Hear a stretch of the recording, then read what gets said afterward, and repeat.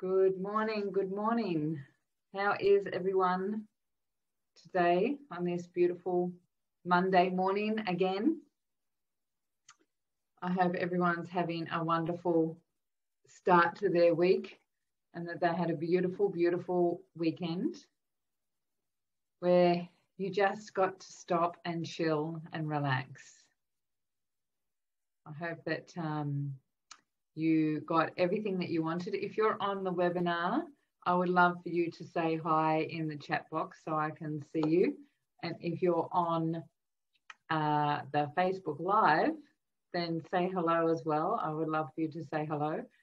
Hey, Nicolette, I just saw that you were on live too. So if you're interested in being part of the meditation, then jump on into the webinar so you get to be part of both. Hey, Marianne, it would be lovely for you all to jump over to the webinar because then I can look at one screen instead of two. Hi, if I can get everyone that's on the webinar to go all panelists and attendees, then you'll actually all see each other saying hello.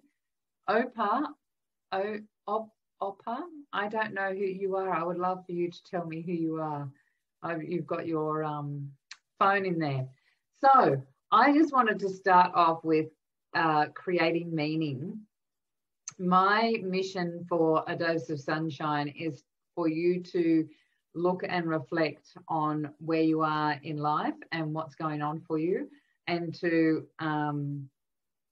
Neeti. Hi, Neeti. Lovely to have you here. So for you to really reflect, something that you can reflect on for all week, right?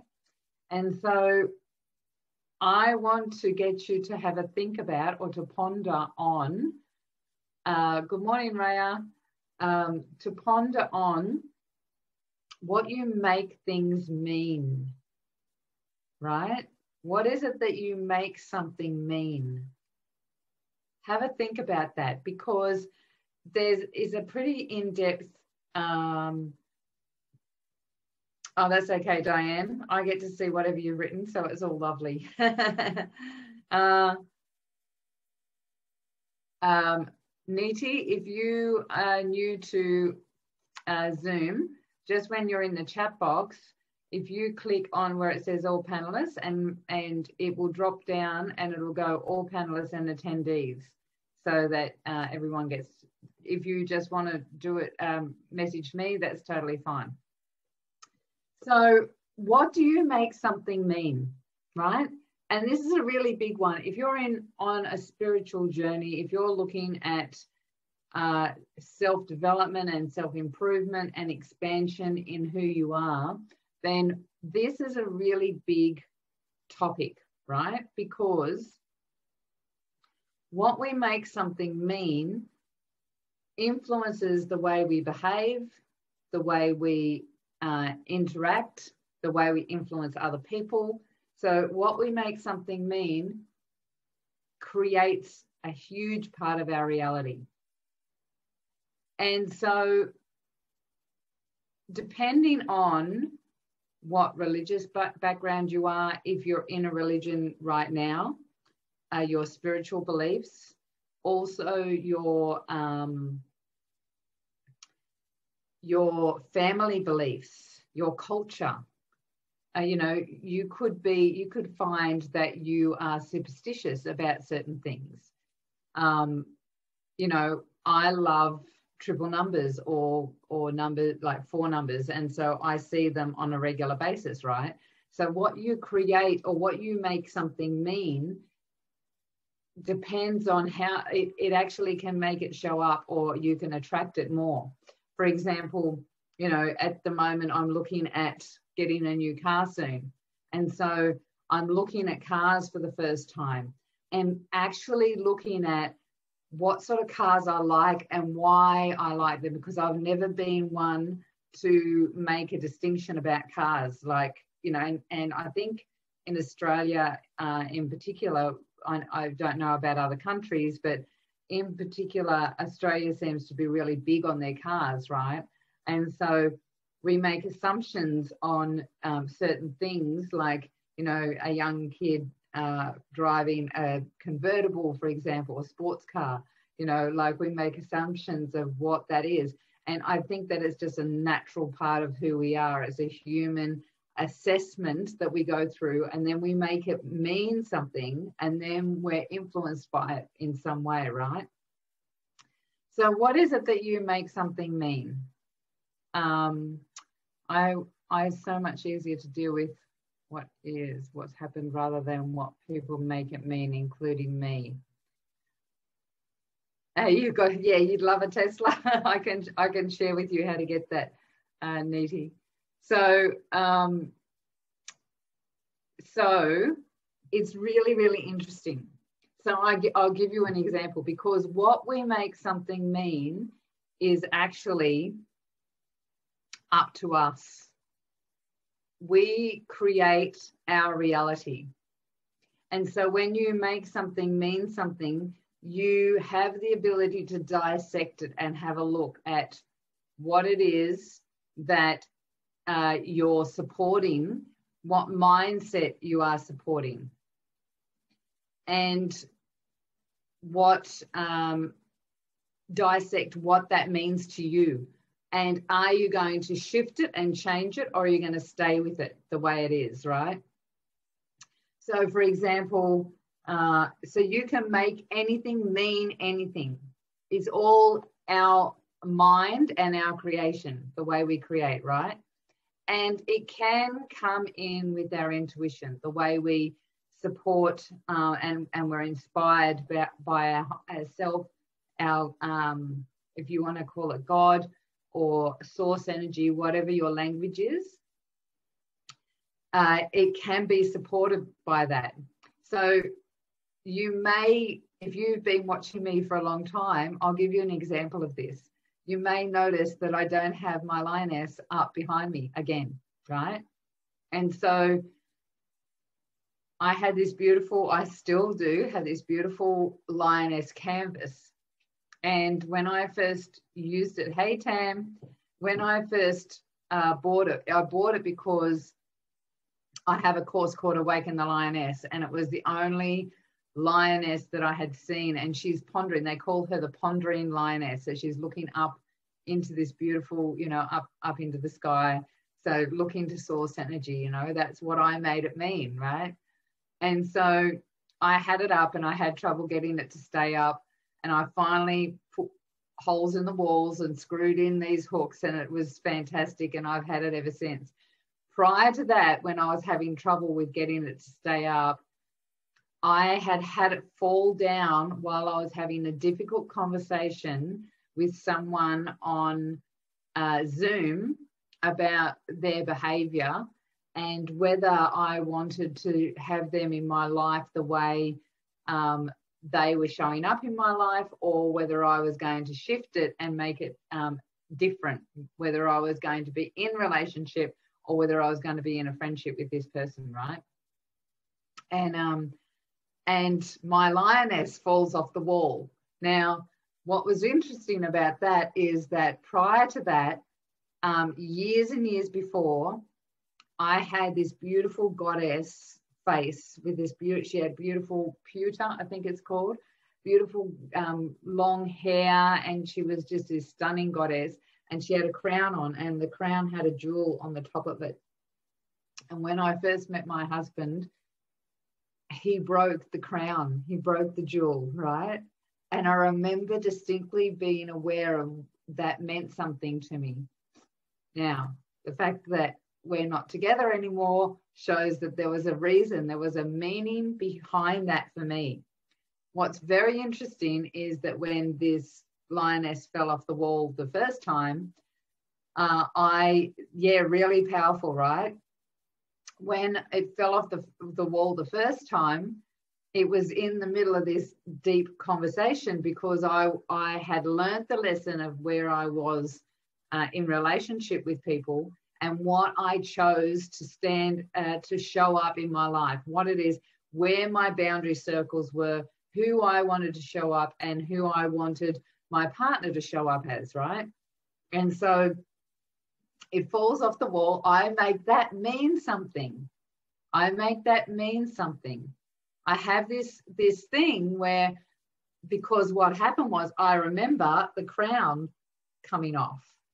It clicks to the crown coming off.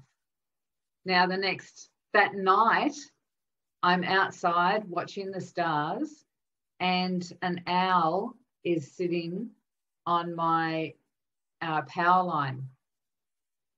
Now, the last time that owl had been on the power line was around about the time my mum had a heart attack, and I was dealing with a whole heap of stuff.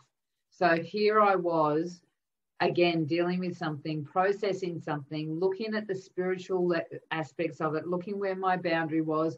What was I going to, what did it mean to me? How was this going to interact in my life? What was I going to make? What choices was I going to make? All of those things. And here was this owl after my lioness falling off, right?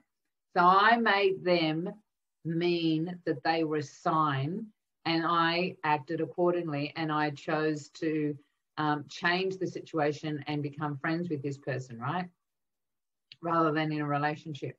Now, what's really interesting is, out of the blue, so I fix up the lioness, and I wonder if I've got it here. I fix up the lioness, and it's not here, so I can't show you. And it stays there for ages, and it's this beautiful thing in the background. I really love it. It's all good. And the other day, so I've actually got holes in the wall. I've got hooks. I've now got a wire so that it would stay up. So it's all permanent.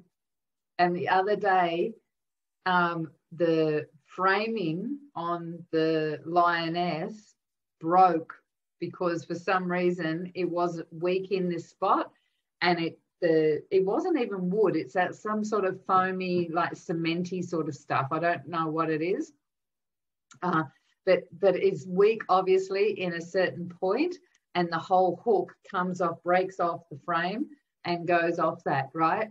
Now, I thought that was really interesting. At the time, nothing significant was happening to make me think that it had anything to do with the situation at hand. And so I have chosen to make that mean that it just is that I'm having to go and replace it. So I had to make a phone call, ring up the people. Now I'm just about to go on a road trip, right? So I've got lots going on to get myself ready for 6 weeks out and about. So much fun. And so right now, going back half an hour to replace this, I've got to borrow my brother's ute again. I've got to take this and then bring the other one back. All of these things is a slight inconvenience for what my time schedule is. However, I didn't make it mean anything. I'm now in curiosity as to why it's happening. So I'm not making it mean anything, but I'm in curiosity to why is it happening. So because this is a new thing that's just happened, I'm now looking at, okay, this is going to take time out of my schedule. Why? Why is it going to take time out of my schedule? So instead of getting frustrated about it, annoyed about it, they wanted me to bring it back, and then when they ordered the other one, go and get it. And I explained to them I have to get my brother's ute, which is half an hour away, in the other direction. And then, and you know, all the things, there's all these things that I've got to do to go and get that. And so through just explaining that and communicating my situation, she said, okay, send photos.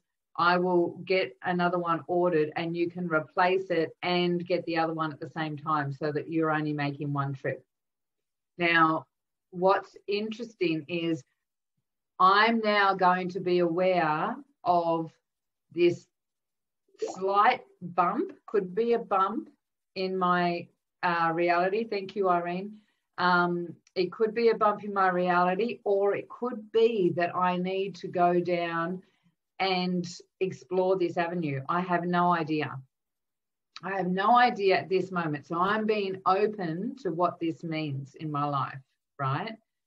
So you create your reality. And these are the things that we explore in my Conscious Creator Mastermind. What is it that this is one of the things, right? We do a lot of stuff around clearing old patterns. Are you making something mean something based on your religious beliefs, your spiritual beliefs, your cultural beliefs, your family beliefs, or the world's others' beliefs, or the world's beliefs? Are you making something mean a particular thing? I have just had on Saturday someone come to me and tell me this is potentially going to happen in your world, because we live with other people making decisions, right? This is going to happen in your world. It's okay, but this is potentially what's going to happen. And it's caused me to spend a whole day working out, how do I feel about that? What are my beliefs? Because there's world beliefs that are creating my structure here. How do I feel about it? I had to do a recode on myself, which is part of the healing process that I take women through, is clearing, releasing, where do they want to be? Where are they at now? And releasing the tension in between from the higher self, the superconscious, and clearing that, so that you can flow really well. And came to the decision of standing strong again in my truth and speaking my truth. These are my boundary circles, and I'm not changing them. Really powerful, because I had to look at what the world will believe around this, or my thoughts of what the world will believe.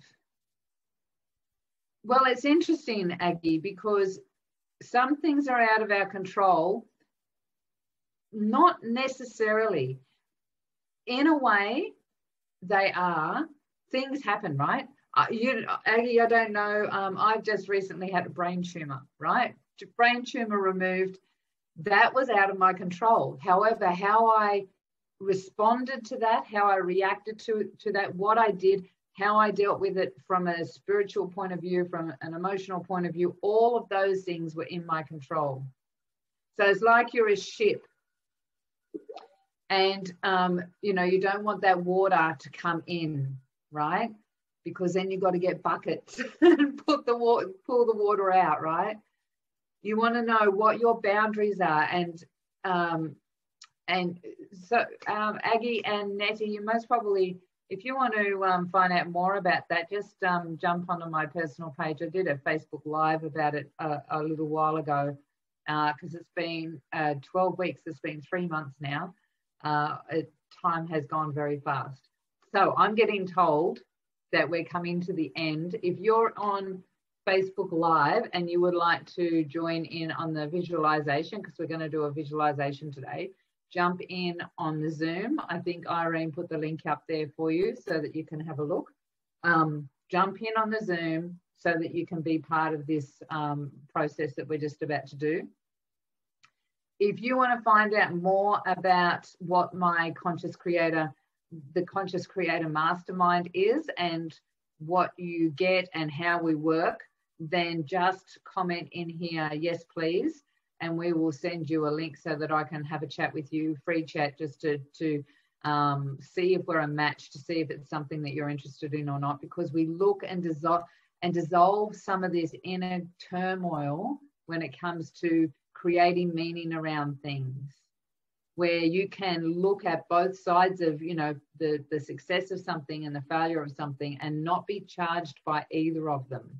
However, be moving that beautiful boat down your river so that you're flowing and there's no big boulders in the way blocking you from creating the life that you love, right?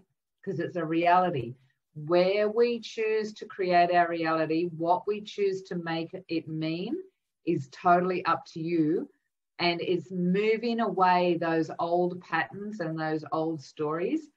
Our childhood, if you're interested in finding out more about the inner child, then we'll send you the links to the half-day workshop I'm going to do about it. I'm going to play around with a whole heap of stuff about the inner child, because there's so much around it, right? So that's what you create is what your meaning is the only meaning that's important. Look at what you make something mean. Dissolve all of those old parts and move into your own personal leadership around what your boundary circle is and what you're going to create something to mean, because you are in control of that. Okay, everyone on Facebook, love you dearly. Take care, and I'll catch you soon. Okay, everyone that's on the webinar, I've just stopped recording.